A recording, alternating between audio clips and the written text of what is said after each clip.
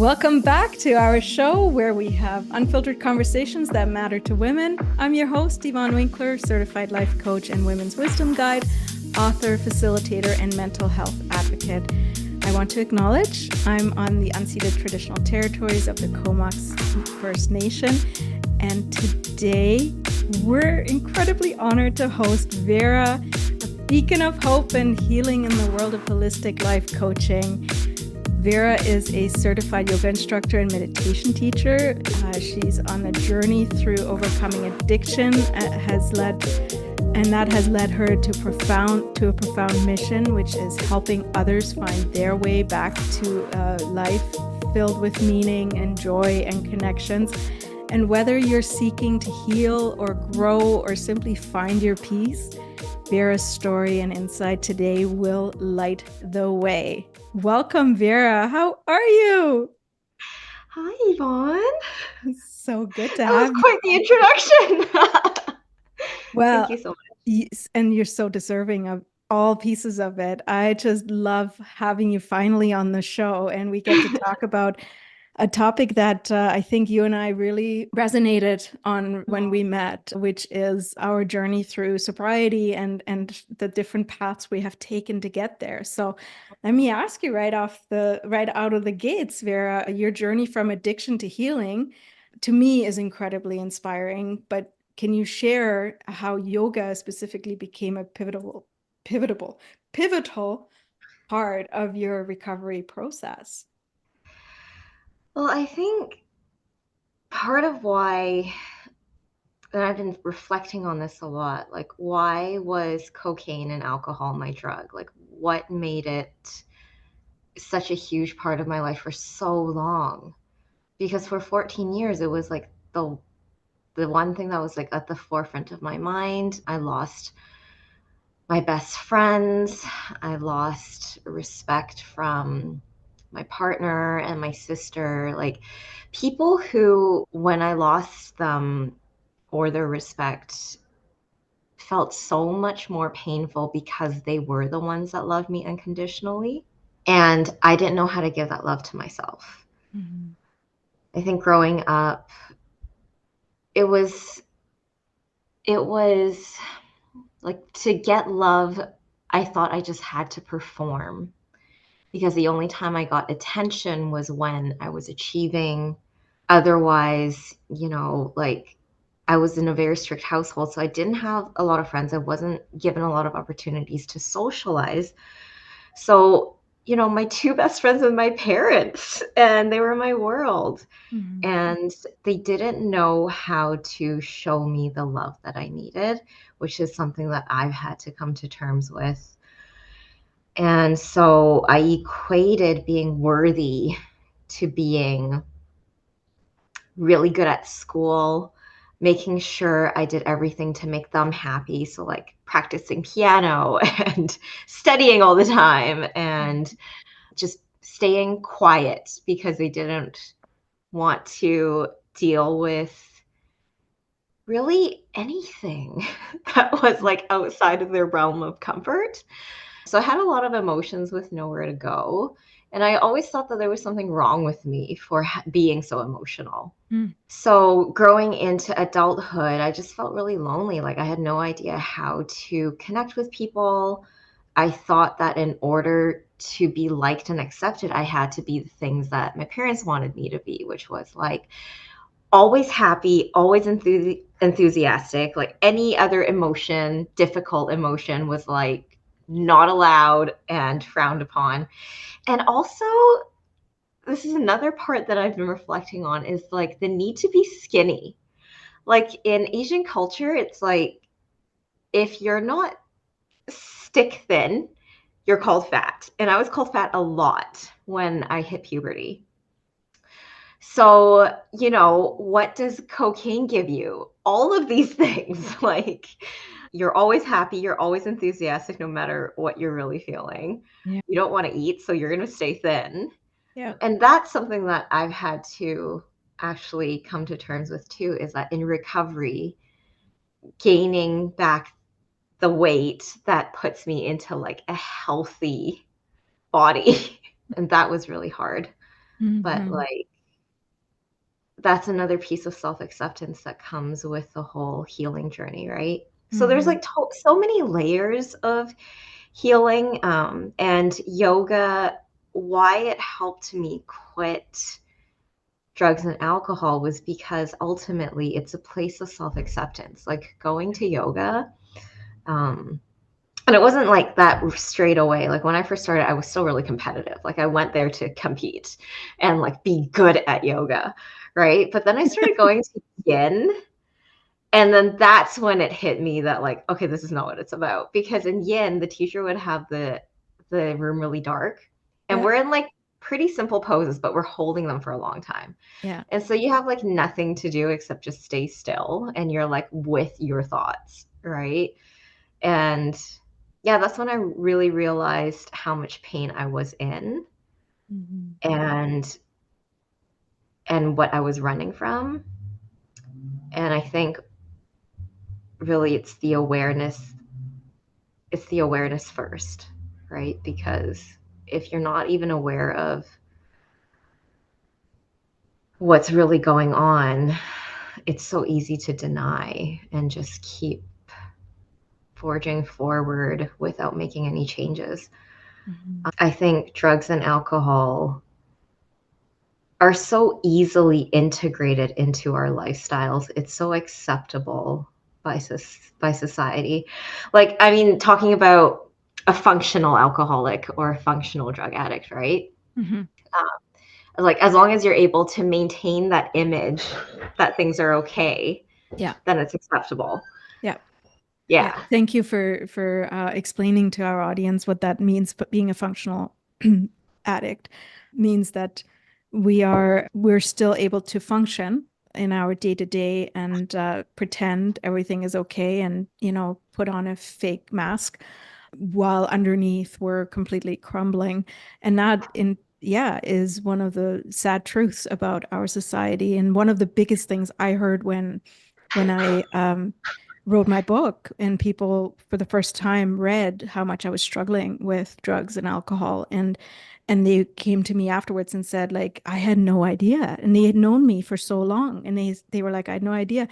And I often would say to them, yeah, well, you only saw like whatever aspect of my life I wanted to share with you, like the highlight reel, basically. You never saw what was going on behind closed doors. It sounds to me like your journey to drugs, specifically to cocaine, was in search for a way to be happy and slim and meeting all of these expectations that you thought the world had on you, and now you found that through yoga instead. So the yoga, it's a very different approach to to Mm. to what it sounds like a similar thing, which is that self-acceptance piece, that nothing, we can't find our peace and happiness outside of ourselves. It is within us. I'm curious because you also talked about meditation and how that played an integral part for your emotional freedom. So how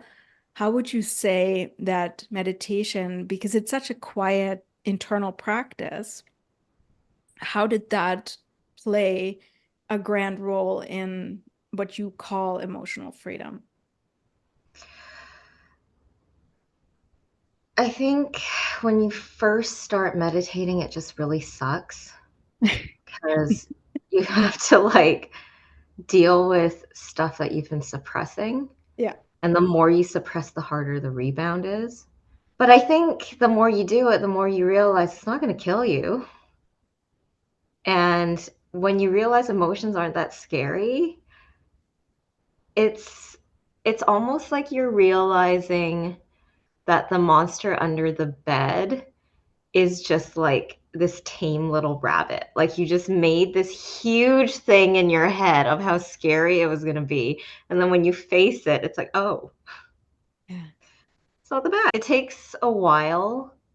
Like it's weird because I was preparing for this podcast, I was kind of reading some of like my older blogs, and even rereading how I used to think and how I used to communicate seems so different and like far from where I am now that I forget how far I've come. Yeah. So if you ask me now, like meditation just seems like natural to me. Like I want to do it. Like I'll be feeling some type of way, or I'm feeling really tired, and I already know that that's what my body wants. Mm-hmm. So there's like that piece now. There's like that connection piece with the body where I'm accepting what the body wants instead of rejecting what it wants. And I'm accepting that I have emotions rather than rejecting the fact that I have emotions. Mm-hmm. And when you learn to become friends with your brain and your body like that, life is just a lot easier. And there's no need to use anything external to like quiet that war anymore. Mm-hmm. Mm-hmm. I feel the same. I feel the same. It's such a beautiful expression, what you just said, quiet that war.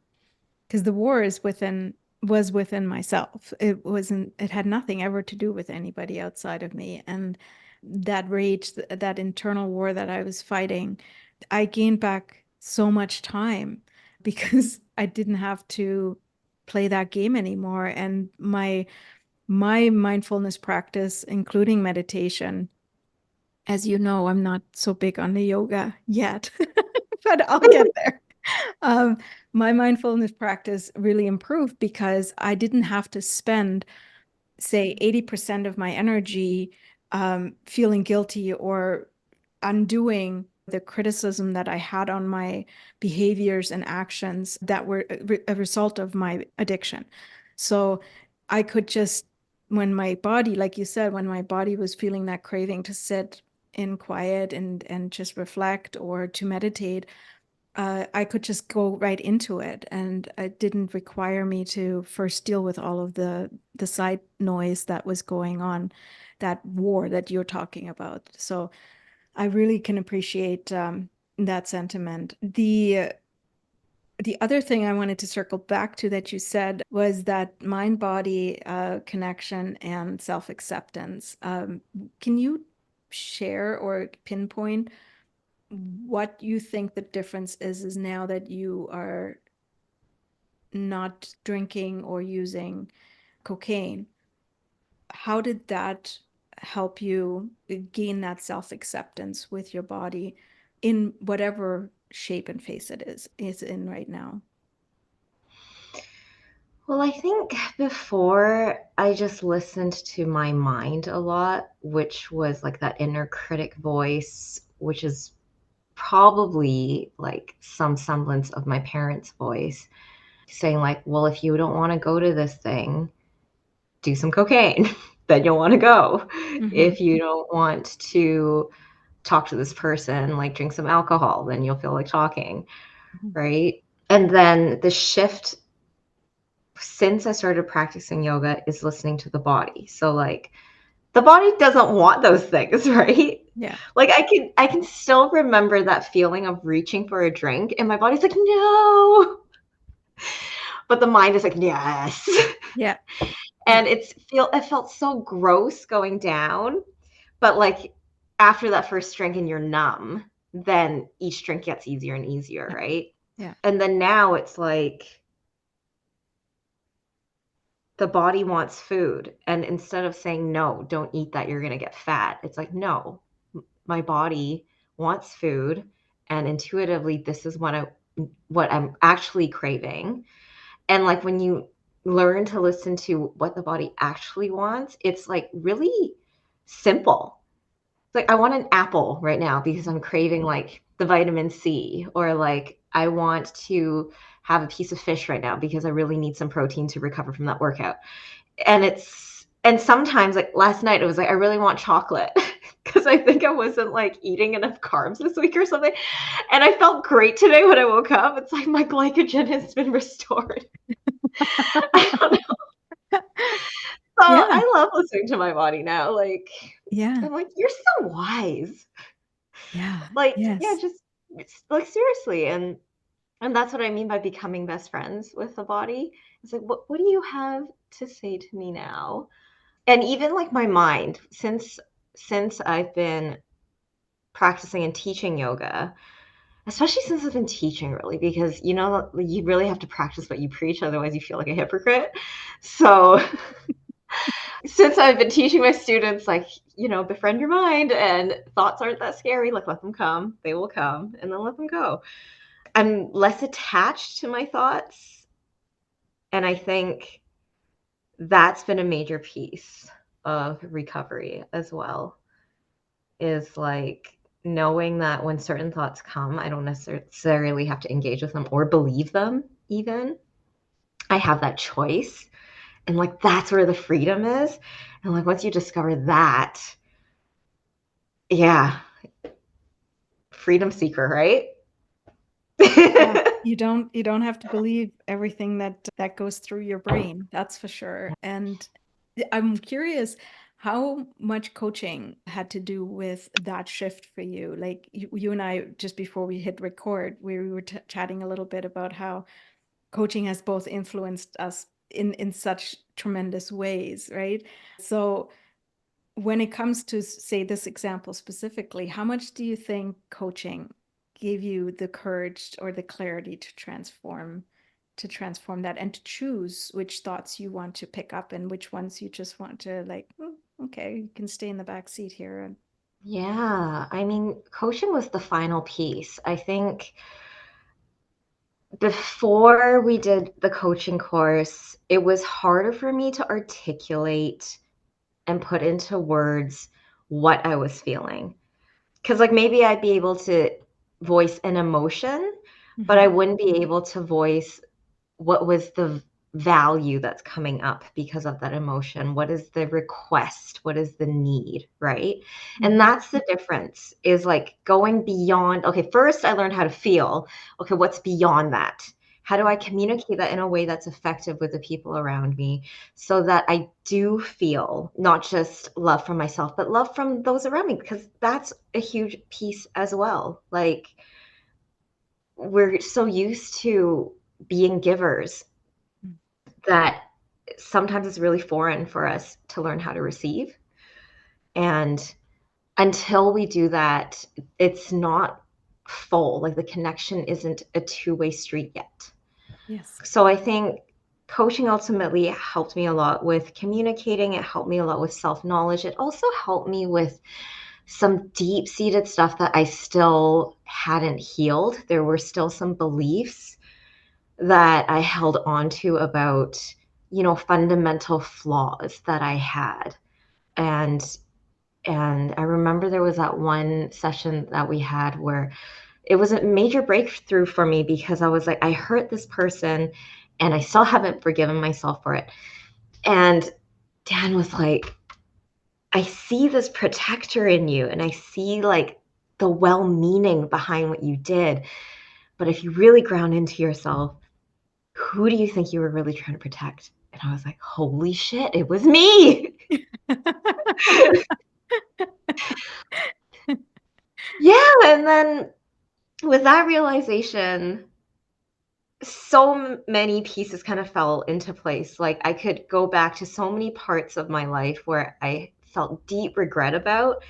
And then I see that it was just me trying to protect this child part of me that was really scared of conflict or really scared of like history repeating itself, you know, dysfunctional patterns I have witnessed in my family, stuff like that. Like it's really simple.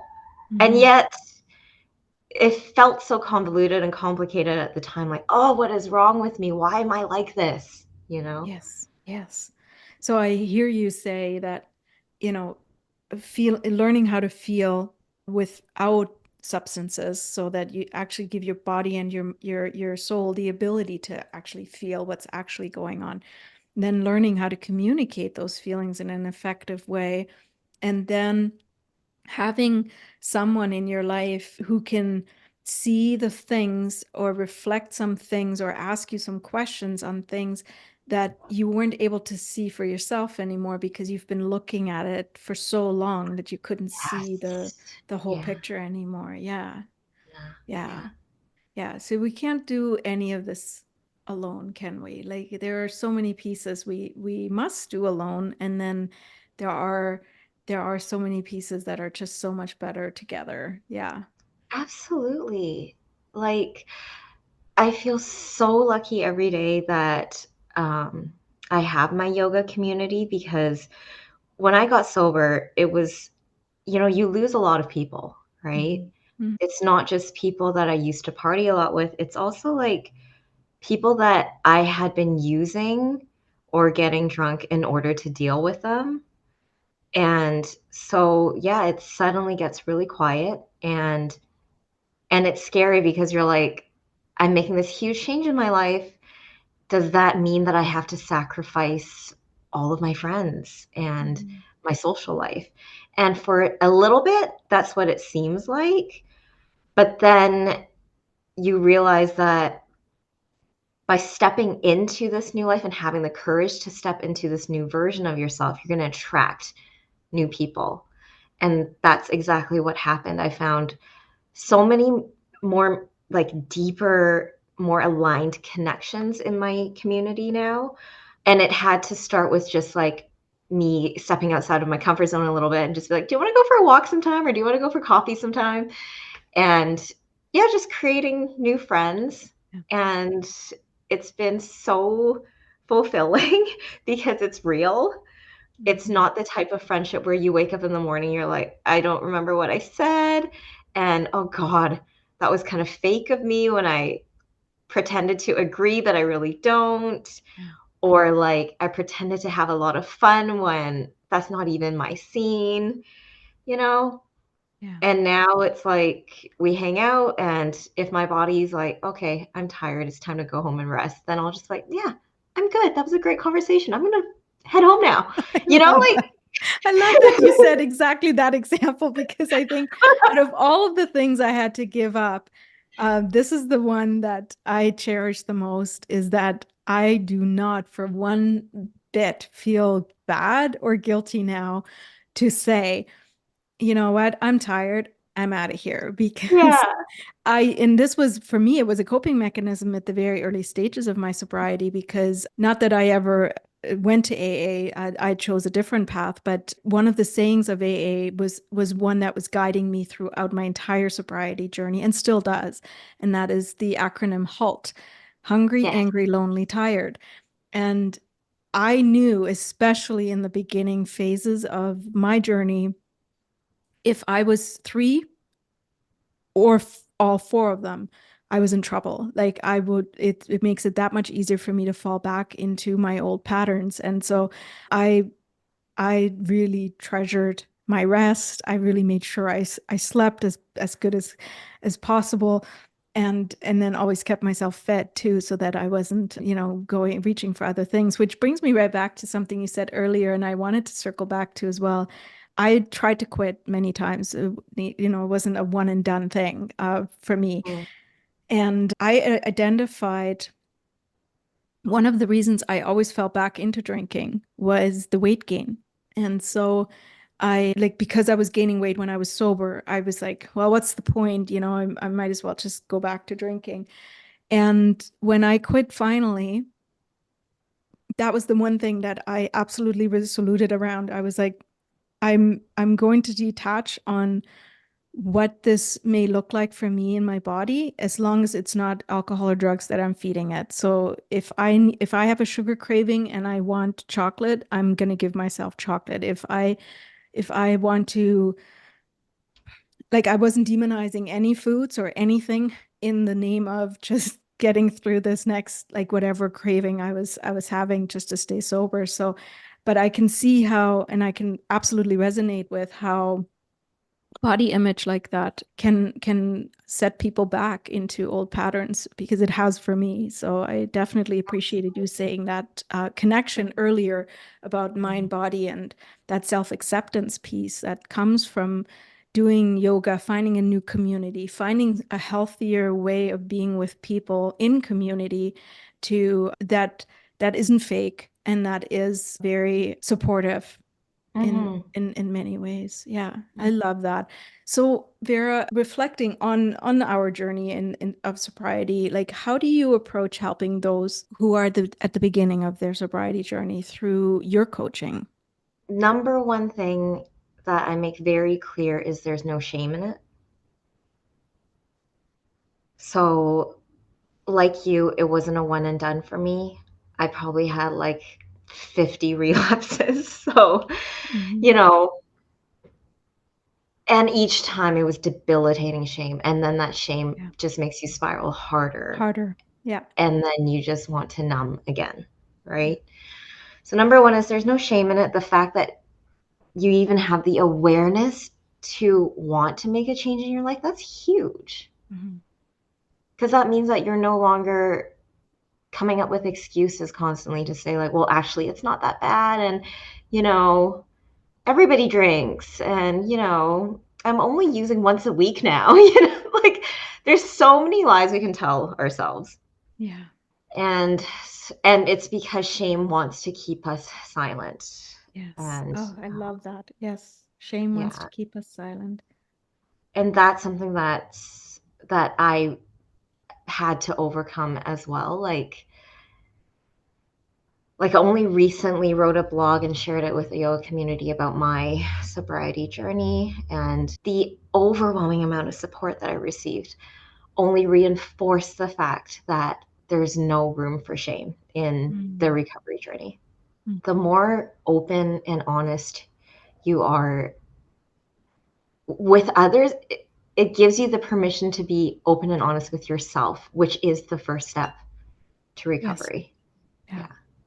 100%. Oh my goodness. I love and resonate with everything you just said, every word. It is the first step. And as I say often, vulnerability, note that I say often, not necessarily practice often, but vulnerability is like giving your beliefs and your thoughts and your stories some air.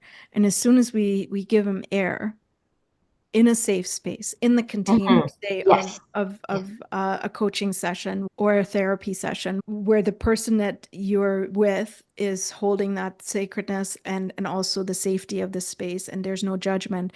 When we're able to do that, it allows us to actually take that step back that I heard you say earlier and reflect on, well, is this actually still serving me, or is this a story that I've been just rinsing and repeating because it was a defensive mechanism rather than something that I actually enjoy or actually need, or so on and so forth. So I love that. And then the thing you said about shame, shame is to keep us silent. It is true for every aspect that I could possibly think of right now. And as far as addiction is concerned, that was actually my number one reason why I didn't resonate with AA, was because of their and I don't know if this is still a thing for them or not, but their motto around, if you fall off the wagon, you start at square one. And I just never agreed with that. I feel Mhm. like that when we do have a setback, it only makes us stronger, because now we have something. And if when we remove the shame, we Mhm. have the ability to look at it and go, okay, what went wrong here? Like, what happened Mhm. that forced me into the decision that I made, or the choice that I made. And this recounting, starting this recounting thing, like, you're now back to, you weren't even allowed to go to any meetings if you were still drinking, or if you fell off the wagon. I'd never agreed with that part. So I really love that you are bringing that into your practice, that shame has no room here, because it doesn't serve, it doesn't help, it doesn't support the Mhm. overarching cause of what we're doing. I would absolutely agree with you. That's also why I didn't go through AA. That, and also the religious aspect. I grew up Catholic, so I just had an aversion to it. But I mean, everything that you're saying right now, it just kind of like a light bulb went off, is that their approach is very like yang. It's a very masculine approach. It's like It is. militant. It's like it's black and white. Yeah. You're either sober or you're not. You're You're not. Yeah. either like, if you're drinking, you're not allowed to come to the meetings, and starting at square one, because it's using guilt and shame to like prevent you from doing this again, right? That's right. Whereas why yin yoga finally helped me get sober is because it's such a soft approach. It's like, Yeah. show up as you are, Hmm. warts and all, and we still accept you. Yes. And the only person that you need to hold yourself accountable to is yourself. Mm-hmm. Like, this practice here is you having to sit with yourself. So Yeah. what do you want to allow into your life, and what no longer has a role? That's up to you to decide, right? It's Yeah. not up to anybody else to tell you what's right or wrong and what rules you have to follow. Like, enough of that. Like, Yeah. that's what got us into addiction in the In the first first place. place. That's 100% Yeah. right. Yeah, that's exactly right. And I do get, that there are like the recovery steps that they have. I use those as part of my understanding where I was at. Like I definitely have some agreements with what they serve, like one of them, like the forgiving, and I very profoundly, for example, remember when I got to and still am at times at that place of, oh, I wish I could write a letter to this person and just let them know the the guilt that I'm feeling about, or that the shame that I still have or hold on to, just to release it. And I have done some journaling on it, and burning ceremonies to let it go. So it's not all bad. I certainly don't want, like, whatever journey you want to take that gets you to the place you want to be at, please, take that. I think what Vera and I are both saying here is that there are other ways. And for me, coaching, especially one-on-one coaching, worked very well. And so did a lot of reading, and giving myself permission not to do it the AA way. That was very helpful for me. It really allowed me to finally get to a place of being vulnerable and saying, okay, I need help, and this is not the kind of help that is helpful for me. So Yeah, I love that. I completely agree. Like, the I could never say anything bad about AA, because ultimately it's a support group that seeks to help people, Yeah. right? It just didn't work for me and my personal experience in life, which, Mhm. like, my personal journey and my specific traumas, right?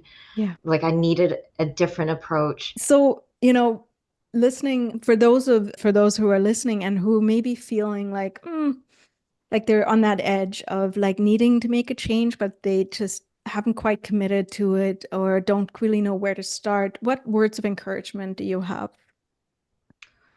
Start where you are. Where you are is perfect. Mm. Who you are is perfect. Like, there was never anything broken about you, and there's nothing that needs to be fixed. Wholeness isn't something that needs to be discovered or obtained outside of yourself. It only needs to be remembered. Ooh, You're already whole. So, yes. Yeah. um, yeah, if you're thinking of making a change, that change would just be to start remembering who you are. Mm. I love that. Wow, those are powerful words, Vera. So great to have you with us today, and absolutely nothing short of magical. Your journey and your work to support others in finding their path and their path to their wholeness is absolutely remarkable. So thank you for sharing your wisdom with us here on the show today. And to everyone listening, I just want to say, remember that the journey to healing is not just a path that you walk alone. It can simply not be done in isolation. It's something that we can do together. There are hands like Vera's ready to help and guide, and we're grateful for the connections and to share space today with you. And we look forward to bringing more stories like Vera's into the light here. As we wrap up, I do want to invite you to something special that Vera and I cooked up together here, and that is we're launching the Path to Healing campaign on social media, and we would like for you to be part of it and share uh, a part of an uplifting moment that you've had, or where you're at with your healing story around addictions. So what this would look like is share a post or photo on Instagram that could be like how you practice like yoga or meditation, or how life coaching has played a role in your journey of overcoming challenges, and how you found some healing. And then make sure you tag Vera and I. Vera's Instagram handle is Still Yoga Vera, and mine is Yvonne Winkler _. And please use the hashtag Paths to Healing. That is how we're going to find you, and that's how we know that this story relates back to us here. And here's the best part, drum roll, please. By sharing your story, you'll automatically be entered to win a personalized coaching session with Vera herself. How cool is that? So it's a chance to deepen your journey and to heal and get some guidance and expertise from someone who's walked the path herself. So we might even feature some of your stories on the next upcoming Freedom Seeker show. So don't hold back. Let your stories shine and help others see the possibilities in their own paths to healing. The winner of the coaching session will be announced right here on the Freedom Seeker show in a future episode. And we look forward to seeing you then. So remember, every story shared increases our collective strength and understanding of this. So let's normalize not drinking. Let's normalize the conversation around mental health. And thank you again to Vera for joining us today, and to all of you listening and participating. We appreciate you so much. Until next time, keep seeking, keep healing, and remember, you're not alone on this journey. Bye for now. Thank you.